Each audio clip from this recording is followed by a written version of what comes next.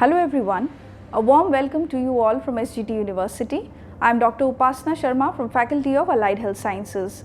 Our topic for deliberation today is Factors Affecting Microbial Growth in Culture. The learning objective of this lecture will be learning about different types of factors which affect growth of microbes in culture.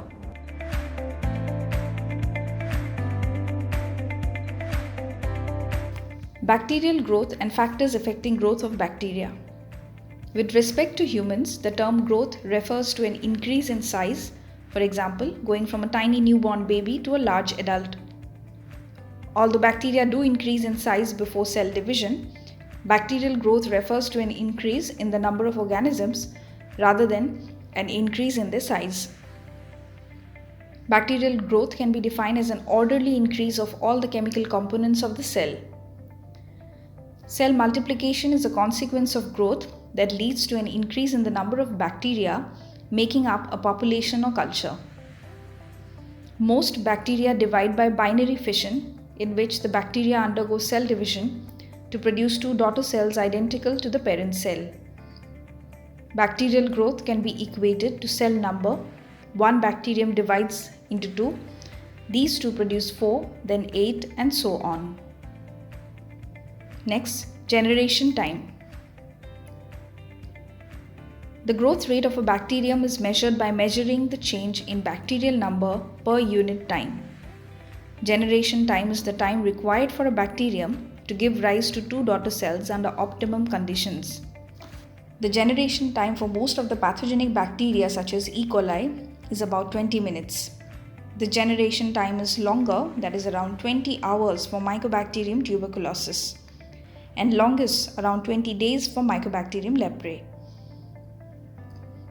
A bacterium replicates and multiplies rapidly, producing millions of cells within 24 hours.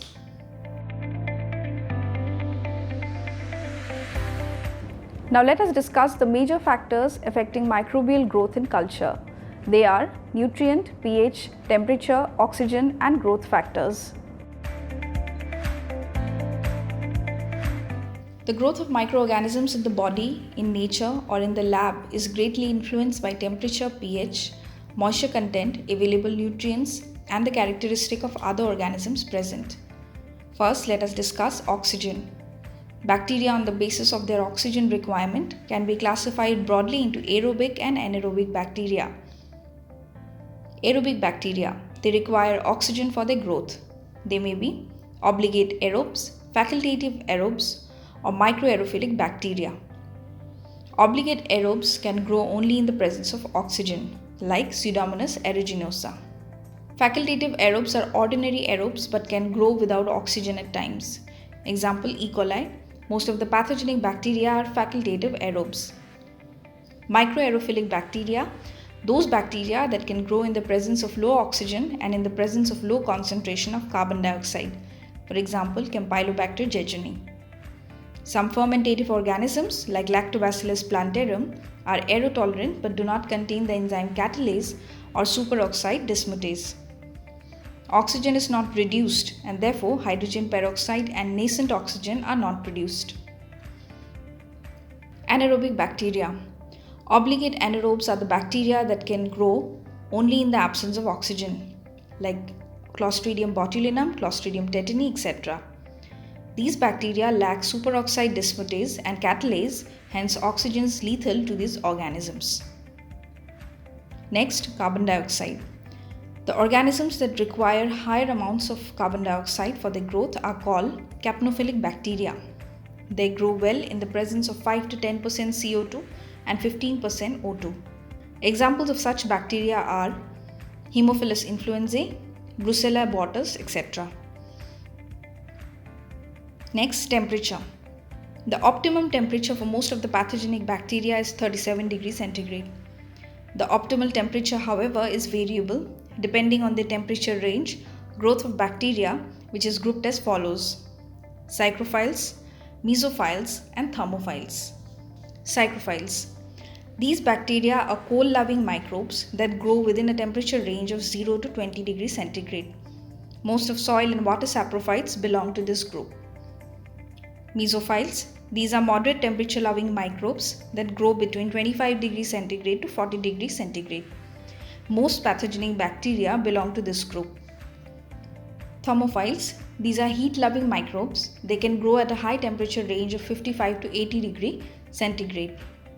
Bacillus stearothermophilus is an example. Now let us talk about pH. The optimum growth pH is the most favorable pH for the growth of an organism.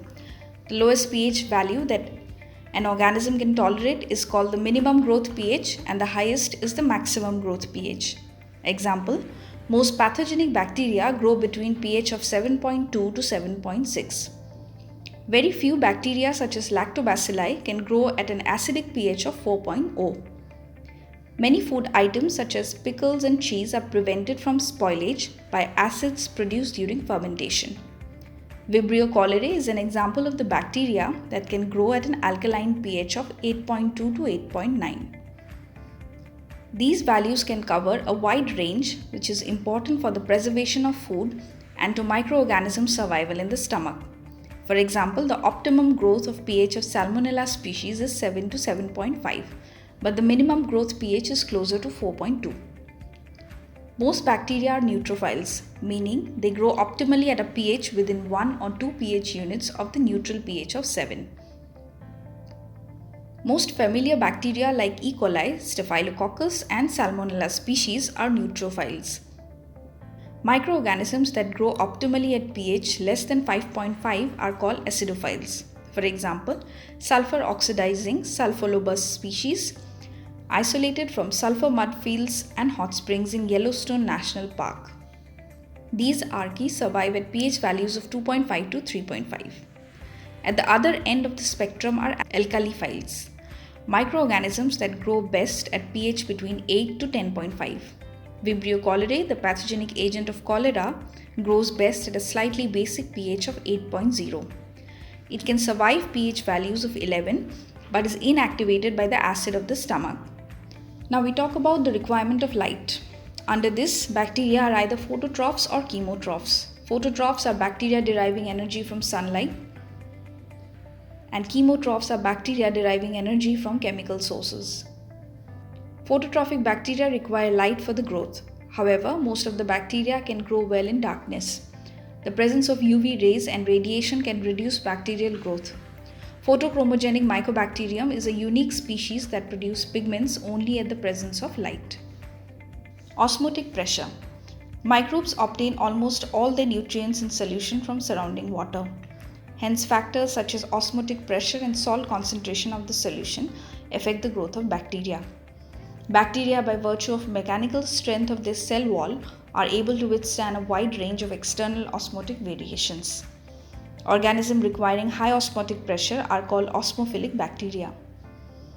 Sudden exposure of bacteria to hypotonic solution may cause osmotic withdrawal of water, leading to osmotic shrinkage of the protoplasm. On the other hand, sudden transfer of bacteria from concentrated solution to distilled water may cause excessive imbibition of water, leading to swelling and bursting of the cell, also known as plasmoptosis. Finally, we talk about other growth factors. Most of the organisms are capable of producing enzymes required for biochemical pathways by the presence of nutrients. However, there are several organisms that lack specific enzymes required by the microbes. Therefore, they must obtain these constituents or their precursors from the environment. Organic compounds that are essential cell components or precursors of such components but cannot be synthesized by the organism are called growth factors. There are three major types of growth factors. They are amino acids, purines and pyrimidines, and vitamins. Some microbes require many vitamins. For example, Enterococcus faecalis needs 8 different vitamins for growth. Other growth factors are also seen. Heme from hemoglobin or cytochromes is required by Haemophilus influenzae, and some mycoplasmas need cholesterol. Understanding the growth factor requirements for microbes has important practical applications. Both microbes with known specific requirements and those that produce large quantities of a substance like vitamins are useful. Microbes with a specific growth factor requirement can be used in bioassays for the factor they need. The atypical assay is a growth response assay which allows the amount of growth factor in a solution to be determined. All of the above mentioned factors affect microbial growth and ultimately plays a role in the type of product to be produced by either fermentation or any other industrial method. So today in this video, we learnt about the factors affecting microbial growth in culture. In our next topic, we'll discuss another fresh new topic under the domain of industrial microbiology. Until then, keep learning, keep growing. Thank you for listening.